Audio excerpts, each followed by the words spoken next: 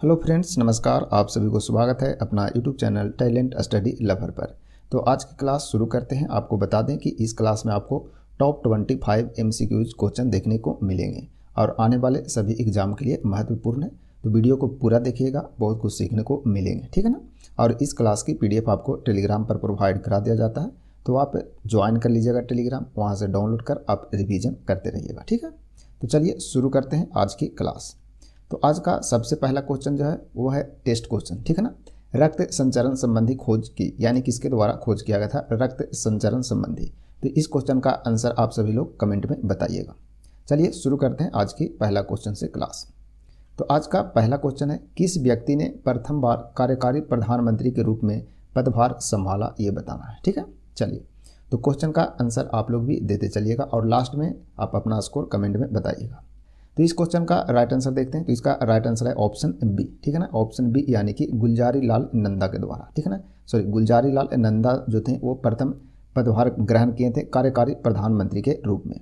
किनके बाद किए थे? तो जवाहरलाल नेहरू की मृत्यु के बाद। और जवाहरलाल नेहरू की मृत्यु कब हुआ था? 1964 में, ठीक है ना। चलिए बढ़ते हैं आगे नेक्स्ट क्वेश्चन नंबर 2 की ओर। क्वेश्चन नंबर 2 है, संविधान के अनुच्छेद 368 का संबंध है। तो संविधान के जो अनुच्छेद 368 है उसका संबंध किससे है, यह बताना, ठीक है। चलिए तो बताइए इसका आंसर क्या होगा। तो इस क्वेश्चन का राइट आंसर है आपका ऑप्शन ए, ठीक है ना। ऑप्शन ए यानी कि संविधान संशोधन की प्रक्रिया से, यानी कि संविधान संशोधन प्रक्रिया से संबंधित है अनुच्छेद 368, ठीक है ना। और संविधान संशोधन जो प्रक्रिया है वह किस देश से लिया गया है? तो यह दक्षिण अफ्रीका, ठीक है ना। दक्षिण अफ्रीका के संविधान से, दक्षिण अफ्रीका के यह संविधान से लिया गया है संविधान संशोधन की प्रक्रिया, ठीक है। चलिए बढ़ते हैं आगे नेक्स्ट क्वेश्चन नंबर 3 की ओर। क्वेश्चन नंबर 3 देखिए, राष्ट्रपति एवं उपराष्ट्रपति दोनों पदों की रिक्तता हो, ठीक है ना। राष्ट्रपति एवं उपराष्ट्रपति दोनों पदों की रिक्तता हो तो उस स्थिति में कौन जो है वो राष्ट्रपति का पद संभालता है, यानी कि उस समय पर राष्ट्रपति कौन बनेंगे, ठीक है। तो इसका आंसर बताना। तो इस क्वेश्चन का राइट आंसर है, इसका राइट आंसर है ऑप्शन ए, ठीक है ना। ऑप्शन ए यानी कि सर्वोच्च न्यायालय के मुख्य न्यायाधीश, सर्वोच्च न्यायालय के मुख्य न्यायाधीश यानी कि सुप्रीम कोर्ट के मुख्य न्यायाधीश। और ऐसा भारत में कितनी बार हुआ? तो यह केवल एक बार हुआ है, ठीक है ना। केवल एक बार हुआ है ऐसा, जो कि भारत के सर्वोच्च न्यायालय के मुख्य न्यायाधीश राष्ट्रपति बने हैं। और वो कौन थे? एम हिदायतुल्ला, ठीक है ना। एम हिदायतुल्ला, ठीक है ना। एम हिदायतुल्ला बने थे यह, ठीक है ना, जो कि प्रथम सर्वोच्च न्यायालय के मुख्य न्यायाधीश थे और यह प्रेसिडेंट बने थे।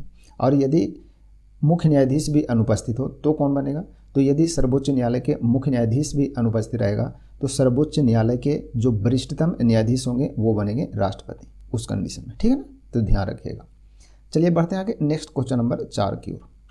क्वेश्चन नंबर 4 है, भारत का राष्ट्रध्वज, जो भारत का राष्ट्रध्वज है वो कब स्वीकार किया गया, ये बताना, ठीक है ना। तो भारत का राष्ट्रध्वज कब स्वीकार किया गया? तो इस क्वेश्चन का राइट आंसर है आपका ऑप्शन बी, ठीक है ना। ऑप्शन बी यानी कि 22 जुलाई 1947 यानी कि 1947 ईस्वी को भारत का राष्ट्रध्वज को स्वीकार किया गया था, ठीक है ना। भारत में झंडा दिवस कब मनाया जाता है? तो झंडा दिवस, ठीक है ना, झंडा दिवस मनाया जाता है कब? 22 जुलाई को। 22 जुलाई को झंडा दिवस मनाया जाता है भारत में, ठीक है ना। और प्रथम झंडा समिति के अध्यक्ष कौन बने थे? तो झंडा समिति, ठीक है ना, झंडा समिति के अध्यक्ष जो थे वो कौन थे? JB कृपलानी, ठीक है ना।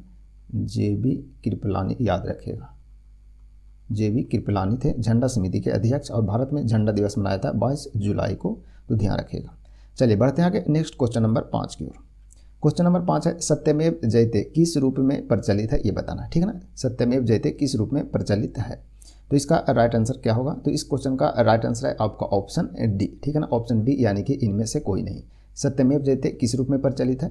तो सत्यमेव जयते जो है वो भारत का राष्ट्रीय वाक्य है, ठीक है ना। भारत का क्या है? राष्ट्रीय वाक्य, भारत का राष्ट्रीय वाक्य यानी कि जिसे शब्द बोलते हैं। तो भारत का राष्ट्रीय वाक्य या शब्द क्या है? तो सत्यमेव जयते है, ठीक है ना। सत्यमेव जयते, जो कि मुंडकोपनिषद से लिया गया है, याद रखेगा, ठीक। चलिए बढ़ते हैं आगे नेक्स्ट क्वेश्चन की ओर। नेक्स्ट है क्वेश्चन नंबर 6।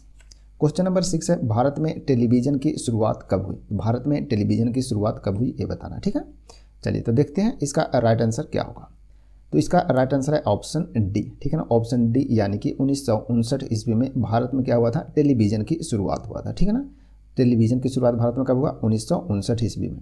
और भारत में रंगीन टेलीविज़न, ठीक है ना, रंगीन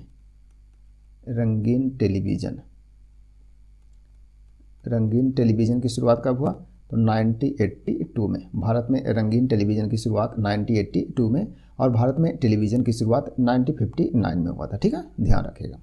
नेक्स्ट बढ़ते हैं क्वेश्चन नंबर 7 की ओर। क्वेश्चन नंबर 7 है, इंडिया विंस फ्रीडम के लेखक कौन है? इंडिया विंस फ्रीडम जो पुस्तक है, इसके लेखक कौन है, ये बताना है, ठीक है। चलिए तो देखते हैं इसका राइट आंसर क्या होगा। तो इस क्वेश्चन का राइट आंसर बताइए, और यदि वीडियो अच्छा लगता है तो वीडियो को लाइक शेयर जरूर करिएगा। तो इस क्वेश्चन का राइट आंसर है आपका ऑप्शन सी है, ठीक है ना, ऑप्शन सी, यानी कि अबुल कलाम आज़ाद, ठीक है ना। इंडिया विंस फ्रीडम के लेखक कौन है? अबुल कलाम आज़ाद है, ठीक है ना। इनके द्वारा एक समाचार पत्र निकाला गया था अबुल कलाम आज़ाद के द्वारा, जिसका नाम क्या है? अल हिलाल, ठीक है ना, सॉरी, अल हिलाल।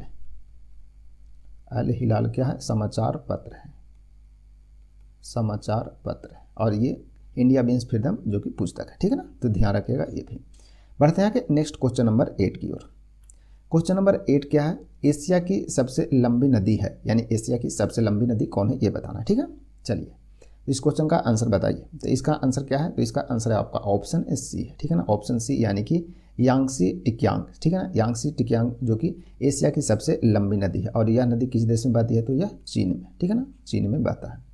नील नदी, तो नील नदी जो कि विश्व की सबसे लंबी नदी है। अमेजन नदी जो विश्व की सबसे चौड़ी नदी है, ठीक है ना। गंगा जो कि भारत की सबसे लंबी नदी है। तो ये सभी पॉइंट भी ध्यान रखिएगा, ठीक है। चलिए बढ़ते हैं आगे नेक्स्ट क्वेश्चन नंबर 9 की ओर। क्वेश्चन नंबर 9 है, निम्न में से कौन ठंडी जलधारा है? निम्न में कौन जो है वो ठंडी जलधारा, ये बताना, ठीक है। चलिए तो देखते हैं इसका राइट आंसर क्या होगा। तो इसका राइट आंसर है ऑप्शन सी, ठीक है ना, ऑप्शन सी, यानी कि लैब्राडोर। लैब्राडोर जो कि क्या है? ठंडी जलधारा है। एक और है फॉकलैंड की धारा, ठीक है ना, फॉकलैंड, ये भी आता है कि इसमें फॉकलैंड, ठीक है ना, फॉकलैंड की जलधारा, ये भी क्या है? ठंडी जलधारा के अंतर्गत आता है, ठीक है ना। फॉकलैंड की जलधारा ठंडी है, और लैब्राडोर क्या है? ठंडी जलधारा है, ठीक है, ध्यान रखिएगा। बढ़ते आगे नेक्स्ट क्वेश्चन नंबर 10 की ओर। क्वेश्चन नंबर 10 देखिए, बोल रहा है भारत की प्रथम महिला राजदूत कौन थी? भारत की प्रथम महिला राजदूत कौन थी, ये बताना, ठीक है। चलिए तो बताइए इसका आंसर क्या है। तो इस क्वेश्चन का राइट आंसर है ऑप्शन सी, ठीक है ना, ऑप्शन सी, यानी कि श्रीमती विजया लक्ष्मी पंडित, जो कि क्या थे? भारत के प्रथम महिला राजदूत थे, ठीक है ना। और विजया लक्ष्मी पंडित जो थे, ये विश्व की प्रथम महिला बनी थी जो यूएन की अध्यक्ष बनी, ठीक है ना। यूएन की प्रथम महिला अध्यक्ष कौन बनी? तो विश्व में प्रथम विजया लक्ष्मी पंडित ही बनी थी, ठीक है ना, यूएन की प्रथम महिला अध्यक्ष, ठीक है ना, महिला अध्यक्ष, ठीक है ना। और विजया लक्ष्मी पंडित कौन है? तो ये जवाहरलाल नेहरू की बहन, ठीक है ना, जवाहरलाल नेहरू की बहन थी, ठीक है ना। तो ये भी ध्यान रखिएगा, ठीक है ना। चलिए बढ़ते हैं आगे नेक्स्ट क्वेश्चन नंबर 11 की ओर। क्वेश्चन नंबर 11 देखिए, बोल रहा है भारत संघ के दक्षिणतम बिंदु, ठीक है ना, भारत संघ के दक्षिणतम बिंदु तथा भारतीय मुख्य भूमि के दक्षिणतम जो छोर हैं में कितने अक्षांश का अंतर है, ये बताना है, ठीक है ना। तो भारतीय संघ के जो दक्षिणतम बिंदु है उसका नाम क्या, पहले ये पता करना है। तो भारतीय संघ के जो दक्षिणतम बिंदु है उसे क्या बोलते हैं? इंदिरा पॉइंट बोलते हैं, ठीक है ना, इंदिरा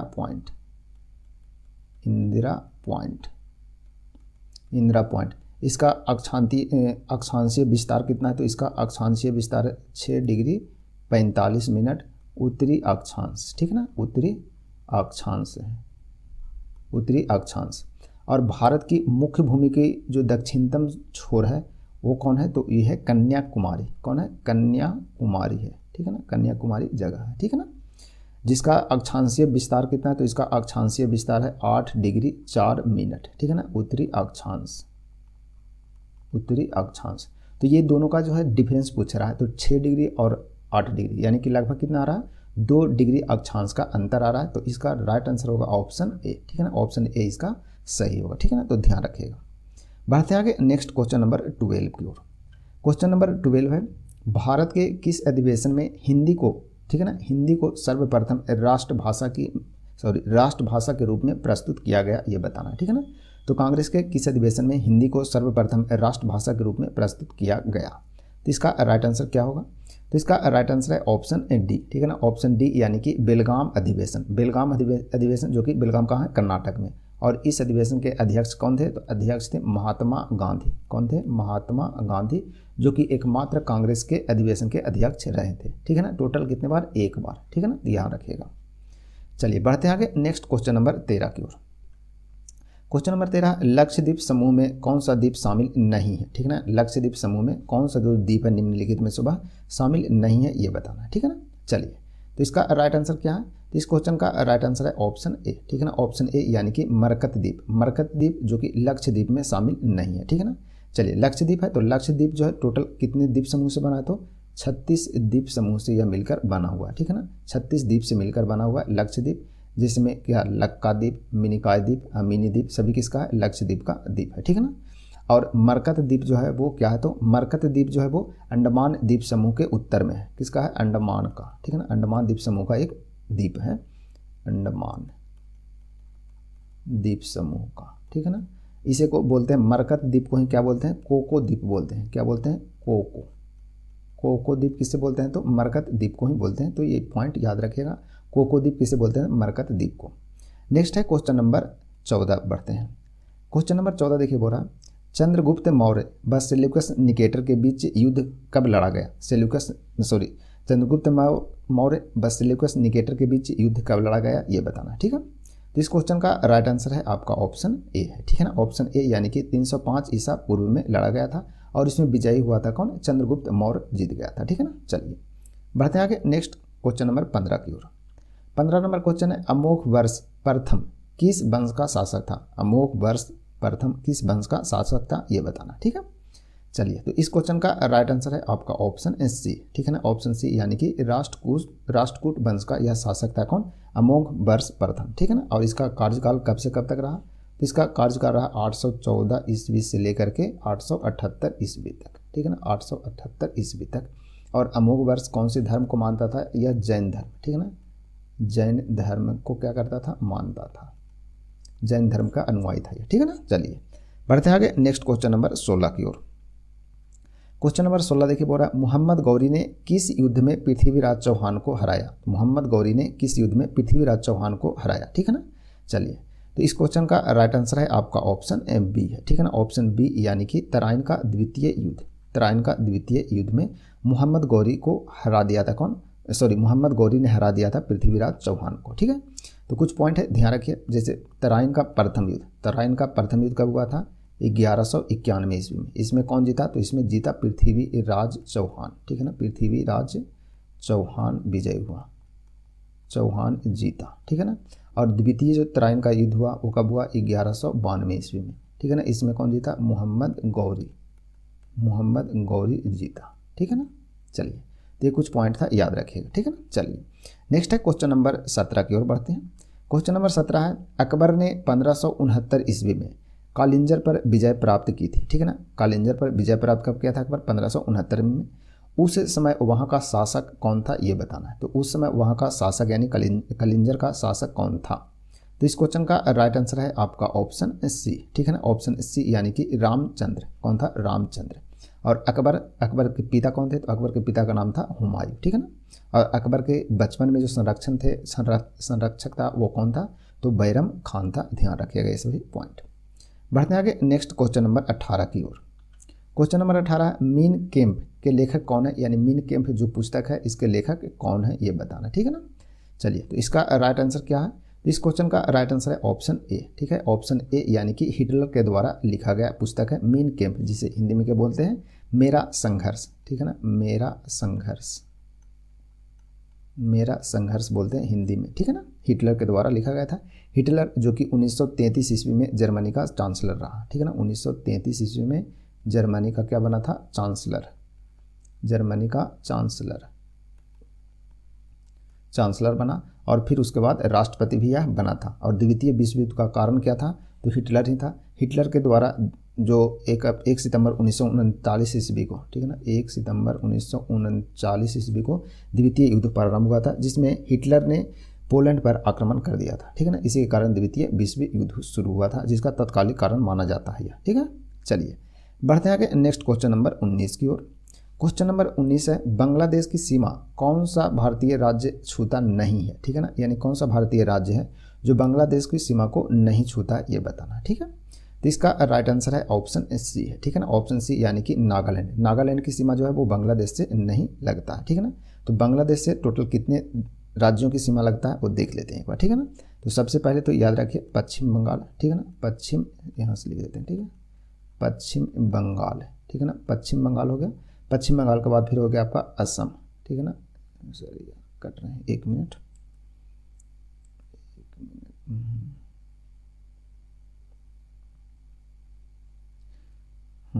ठीक है ना, असम इसका नागालैंड आंसर है। कौन कौन सी सीमा, कौन कौन से राज्य जो है वो नहीं, कौन कौन से राज्य टच करता है बांग्लादेश की सीमा, वो देख लेते हैं। ठीक है ना, तो सबसे पहले याद रखिए क्या, पश्चिम बंगाल। पश्चिम बंगाल, उसके बाद हो गया आपका क्या, असम। असम के बाद मेघालय। ठीक है ना, मेघालय। मेघालय के बाद त्रिपुरा। त्रिपुरा और उसके बाद मिजोरम। मिजोरम, ये सभी राज्य जो हैं वो क्या करते हैं, बांग्लादेश की सीमा से टच करते हैं, यानी कि टोटल 5 राज्य। ठीक है ना, इसकी एक ट्रिक है याद करने के लिए, तो याद रखेगा मित्री अपम में। ठीक है ना, मित्री अपम में। ठीक है ना, मित्री मतलब मिजोरम, त्रि मतलब त्रिपुरा, अ मतलब असम, प मतलब हो गया पश्चिम बंगाल और मे मतलब हो गया मेघालय। ठीक है ना, तो ये याद रखिएगा मित्री अपम में। तो इससे बांग्लादेश की सीमा को छूने वाला सभी भारतीय राज्य याद हो जाएंगे आपको। ठीक है, चलिए बढ़ते आगे नेक्स्ट क्वेश्चन नंबर 20 की ओर। क्वेश्चन नंबर 20 है, राजतरंगिणी नामक ग्रंथ का फारसी में अनुवाद किसने किया था, ये बताना है। तो राजतरंगिणी नामक ग्रंथ है, उसका फारसी में अनुवाद किसके द्वारा किया गया, ये बताइए। ठीक है, तो इस क्वेश्चन का राइट आंसर है आपका ऑप्शन सी। ठीक है ना, ऑप्शन सी यानी कि मौलाना सौरी के द्वारा फारसी में अनुवाद किया गया, किसको, राजतरंगिणी की। और राजतरंगिणी जो एक कृति है वो किसके कृत है, तो कलहन के द्वारा यह लिखा गया था। किसके द्वारा, कलहन। ठीक है ना, और राजतरंगिणी से क्या प्राप्त होता है, तो राजतरंगिणी से जो प्राचीन कश्मीर है उसका इतिहास की जानकारी मिलता है। किसमें मिलता है, तो राजतरंगिणी में मिलता है। ठीक है ना, चलिए ये कुछ पॉइंट है, ध्यान रखिएगा। नेक्स्ट है क्वेश्चन नंबर 21 है, क्रांतिकारी संगठन। ठीक है ना, हिंदुस्तान रिपब्लिकन एसोसिएशन के संस्थापक थे, यानी कि HRA जिसको बोलते हैं शॉर्ट फॉर्म में।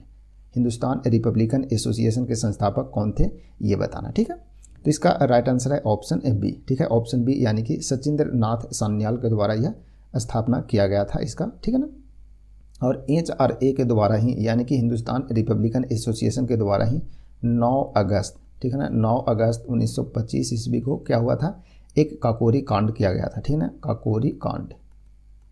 काकोरी कांड जिसमें रेल खजाना को लूटा गया था। ठीक है ना, तो HRA के ही सभी सदस्य थे इसमें। ठीक है, चलिए बढ़ते हैं आगे नेक्स्ट क्वेश्चन नंबर 22 की ओर। 22 है, कालाहारी मरुस्थल क्षेत्र में पाई जाने वाली जो जनजाति है उसका नाम क्या है, ये बताना है। तो कालाहारी मरुस्थल क्षेत्र में कौन सी जनजाति पाए जाते हैं। ठीक है, तो इसका राइट आंसर है ऑप्शन सी। ठीक है ना, ऑप्शन सी यानी कि बुशमैन जो जनजाति है वो कालाहारी मरुस्थल में पाया जाता है। और कालाहारी जो मरुस्थल है वो किस देश में है, तो यह है बोत्सवाना देश में यह स्थित है। कालाहारी मरुस्थल कहाँ स्थित है, तो बोत्सवाना देश में स्थित है। और यहाँ की जो जनजाति है वो कौन है, जनजाति बुशमैन जनजाति रहते हैं। चलिए बढ़ते हैं आगे नेक्स्ट क्वेश्चन नंबर 23 की ओर। 23 नंबर क्वेश्चन है, किस वास्तुकला का पालन यानी कि शैली से अयोध्या के राम मंदिर के निर्माण किया जाएगा, यानी कि अयोध्या के जो राम मंदिर बन रहे हैं वो किस वास्तुकला से बन रहे हैं, ये बताना है। ठीक है, चलिए तो देखते हैं इसका राइट आंसर क्या होगा। तो इसका राइट आंसर है ऑप्शन सी है। ठीक है, ऑप्शन सी यानी कि नागर शैली। ठीक है ना, नागर शैली।